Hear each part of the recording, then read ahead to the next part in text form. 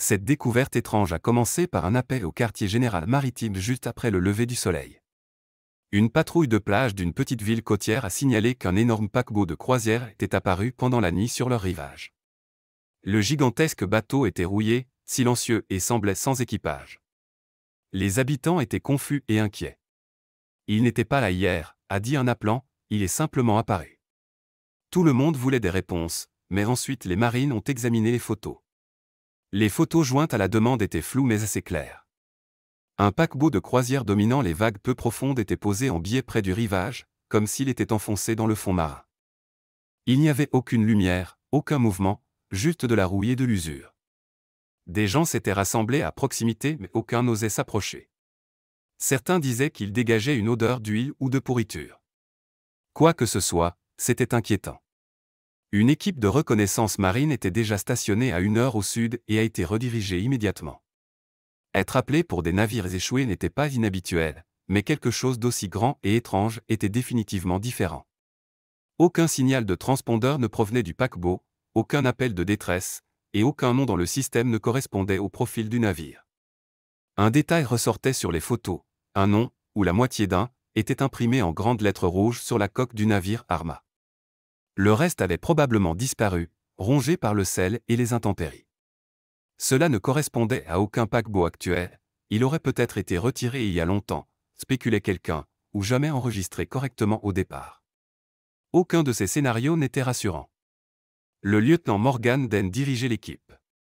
Il était connu pour son calme sous pression et son sens aigu pour détecter quand quelque chose n'allait pas. Il avait lu le rapport 2 fois. « Équipez-vous », leur dit-il.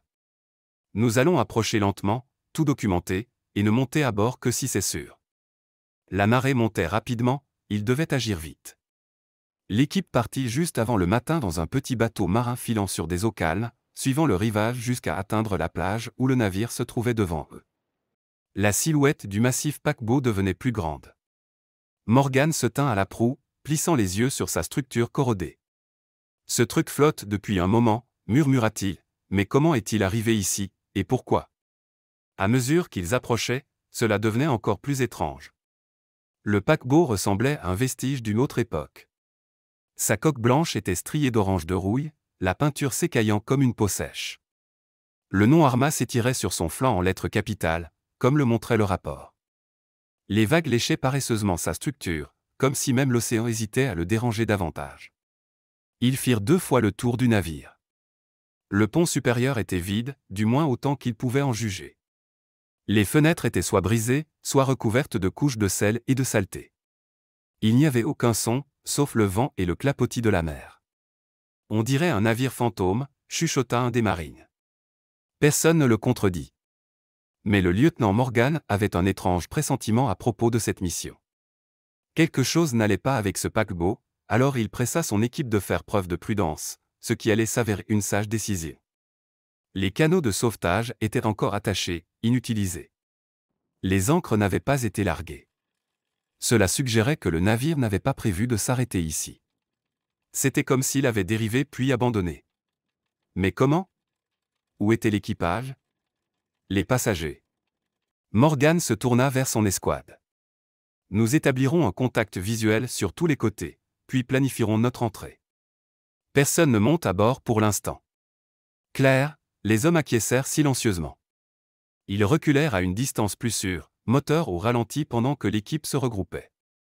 Morgan prit une planchette et commença à délimiter des zones pour le pont, le niveau inférieur, et la passerelle.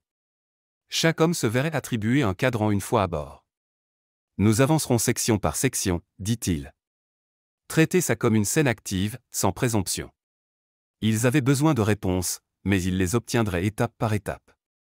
L'équipe amena leurs patrouilleurs aussi près que possible en toute sécurité. Une échelle très corrodée pendait du côté bâbord du paquebot, vieille et vacillante. Le lieutenant Den la regarda avec scepticisme. Ça ne semble pas avoir supporté quoi que ce soit de plus lourd que des mouettes depuis un moment, dit-il. Pourtant, il n'avait pas le choix.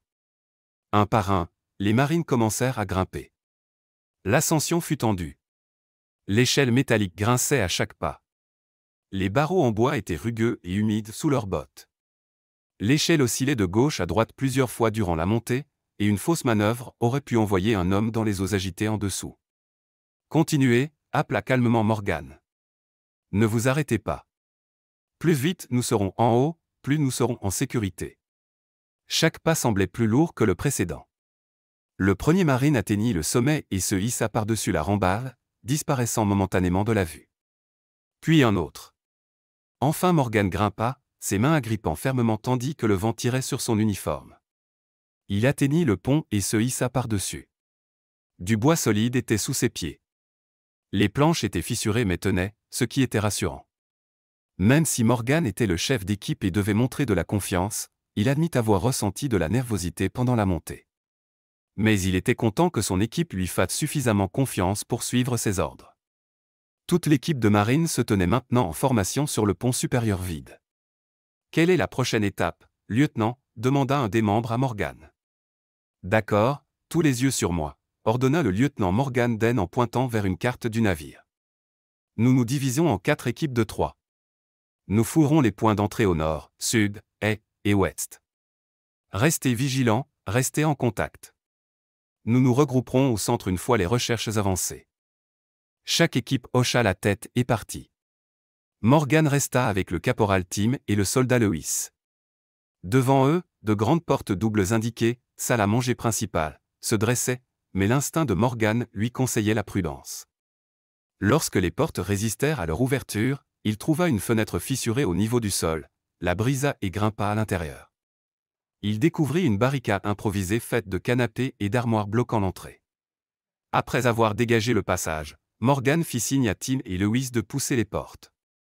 À l'intérieur, la pièce immense était saccagée, tables et chaises renversées, vitres brisées, et des restes de dîner abandonnés laissaient deviner un départ précipité et chaotique. Y avancèrent dans un couloir étroit encombré où Morgan trouva une combinaison d'ingénieurs déchirée et moisie, signe que quelque chose avait mal tourné rapidement. Soudain, un mouvement les surprit. Morgan fit face à un homme débraillé et en haillons qui se présenta comme Andrew Foster, le superviseur de maintenance. Andrew s'était caché plusieurs jours et révéla que d'autres membres de l'équipage étaient toujours en vie, mais plus loin dans le navire. Malgré sa faiblesse, il guida Morgan et les hommes à travers des couloirs éclairés par des bandes d'urgence jusqu'à une pièce scellée convertie en bunker, où une dizaine d'autres membres d'équipage attendaient en silence.